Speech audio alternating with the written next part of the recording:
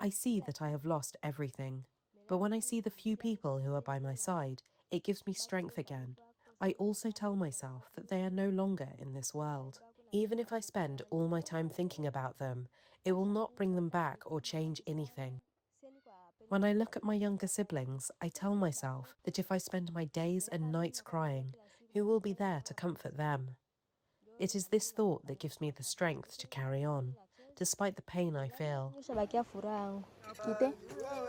Christelle, this is where Daddy is resting. If someone asks you where he has gone, you should say that he is no longer among the living. Don't say that you don't know anymore, because I have just shown you his final resting place.